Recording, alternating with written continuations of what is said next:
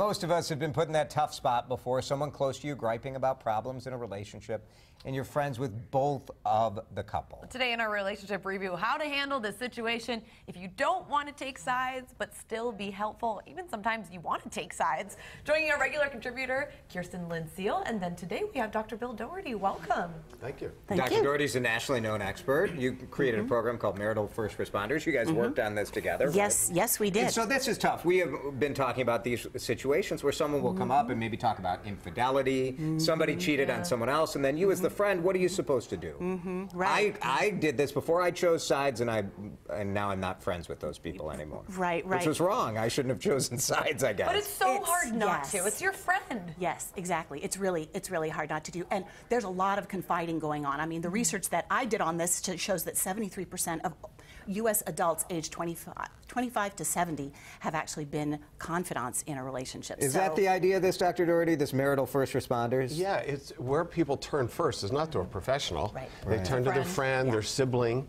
okay? And for little problems and big problems, and then this puts the friend on the spot. How do you respond?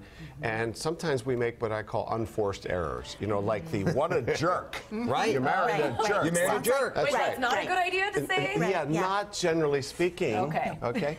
And so we want to see if they complain about their boss. It's easy to say, boss is a jerk. But with a spouse, with a significant other, a partner, that's a love relationship, and that's stronger than usually the one that we have, so we have to tread carefully. So what we talk about is listen, empathize. So we have these skills. The first are LEAP. Listen, empathize, affirm, and offer perspective. So Don't rush in. Let's talk about those individually. The first idea of listening to your confider.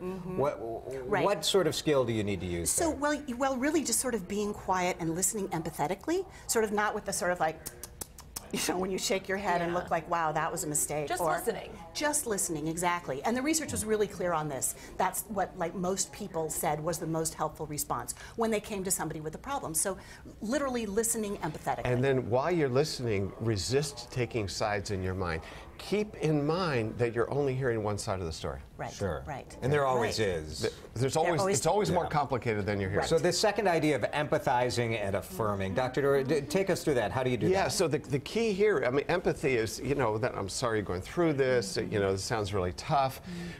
That's what people need more than jumping to advice. Emotional support. Emotional support, but the key thing here when they're complaining about a significant other is to give emotional support without blaming the other. So it sounds like you really felt hurt by what your husband said, you know, in front of his family, as opposed to, you know, he put you down in front of your family like that. That's terrible. The second one seems like empathy, and it kind of is, but it's more blame. It's a little judgment. It's a judgment. Exactly. The last one seems very difficult to do. You want to offer your perspective, maybe provide an example of something that you've been through, but it's so difficult to do that without either placing blame or sounding condescending. And the important thing here is you have to make sure you're doing the listening and empathizing enough before you jump to offering perspective. Yeah, and a lot of perspective is just normal.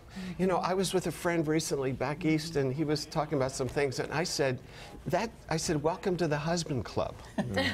Okay? I mean, what he said was, he does 25 things well that his wife doesn't comment on, and then the next thing he does wrong, she comments. I said, well, welcome to the club. Right. Okay? Wives never do that. Yeah, right. But a wife could say the same thing. Yes. Notice that was perspective. It's normal. Is there a time where you need to cross over from this idea of just being a supportive listener and you need to be an advocate and maybe you do need to choose a side? Right. So these are the second level abuse, skills. I could see where you guys step in, right? Well, what we call the hard problems in the field are abuse, addictions, and affairs, right? And when you have a hard problem, you might need to go up to that second level, and you might need to offer some resources. Yeah, so the second level, so first are LEAP, listen, empathize, affirm, offer perspective. Then the advanced skills are CAR, challenge, advise, and suggest resources. So for more serious problems, chronic problems, you go beyond listening and perspective, and you maybe offer a challenge. A challenge might be, you know, I'm not hearing you say anything about your side of this.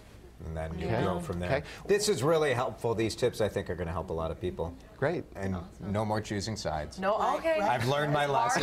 Calm, listening, empathetic. Thank you guys very much. Okay, Thanks for having pleasure. us.